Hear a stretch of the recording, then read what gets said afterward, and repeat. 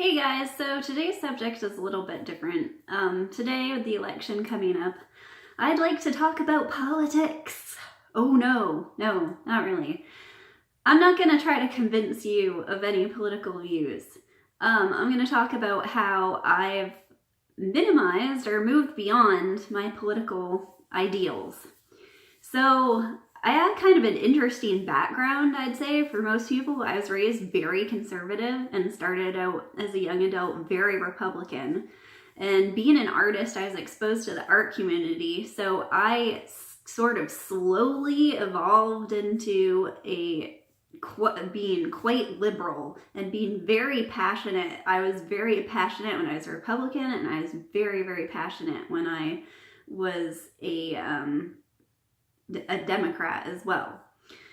And I'm still registered with the Democrat Party, but I am just disgusted with the whole political process, and I've found a lot of peace just moving past the idea that I have to subscribe to any one belief. And while I may think that one way is better than another for the direction our country needs to go in now, and I still will definitely go to the polls and vote, and I still have opinions on some issues, I do not feel that they should get in the way of how I connect with people, that I should have any judgment whatsoever towards another person if they don't agree with me, with my political views. And I will be the first to admit that that is an ideal I have, and I do not always act on that. I have snap judgments like everyone else. However, my focus, instead of trying to convert everybody to my political ideals, my focus now is to recognize where I am stuck, where I'm not seeing the other side, where I'm not opening myself to a greater truth in life, where I'm not seeing the gray area, where it's a me against them, and they're victimizing us, and that kind of dualistic thinking that this is right and that we are right and they are wrong, that this is the way that things should be done and this is not the way things should be done. And even if you do research on certain things, like for example, if you follow Humans of New York, he recently went to Rwanda, and some of the stories there are just breathtakingly tragic. And so I did a bunch of research into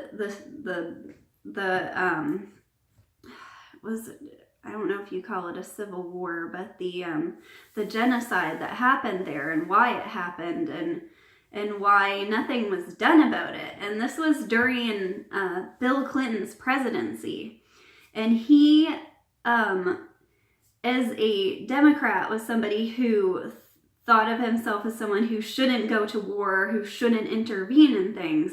And because we thought that way, and while I believe that's a good position to take, we let all of these people be brutally murdered. And he said that that was one of the greatest regrets of his presidency.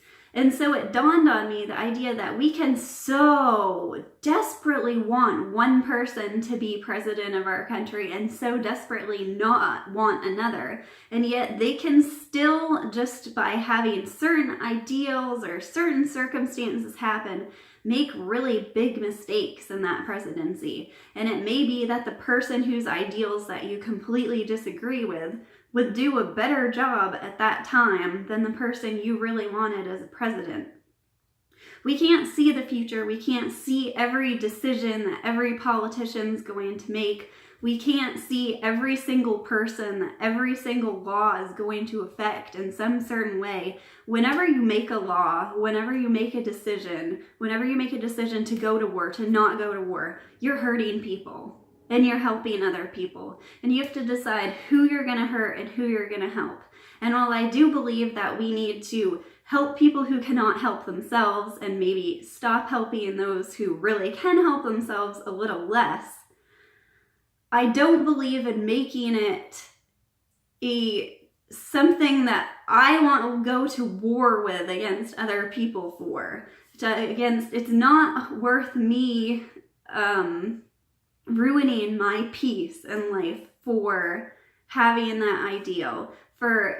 I should be able to have a conversation with somebody. And we're so ashamed of coming off as racist or having any sort of, or sexist, or we're so scared to even talk about the things that we need to be able to talk about.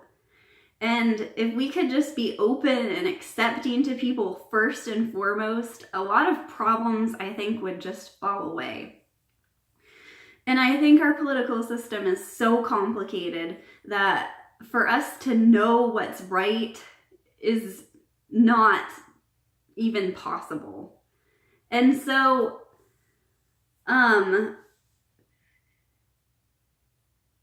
I've found that there's truth in not knowing, and it's hard to be in a position where you don't know. And I think that's the kind of wisdom we should be looking for our leaders, for people who aren't so quick to answer questions, for people who take time to think about it. That's the kind of leaders I think we should be looking to. But I'm seeing there's this element of both sides getting more and more extreme all the time, so that they don't even see the truth anymore. They don't even see the best road to take anymore, because instead of focusing on what's best for their country or what's best for everyone, they're focusing on making somebody else wrong. And that's what a lot of our political atmospheres turned out. And a lot of the candidates that I begrudgingly vote for stand for this thing. They're so, it's called a collective ego, when you decide that you are an American, or you are a Republican, or you are an NRA member, or you are an environmentalist, and you have all these people that you can feel greater than thou with in a group that you try to convert others to, and that can be incredibly powerful and incredibly dangerous. And if we all just see each other as individual human beings who are a reflection of ourselves and who we should love as ourselves, then a lot of these problems that we're facing are just gonna fall away, I believe.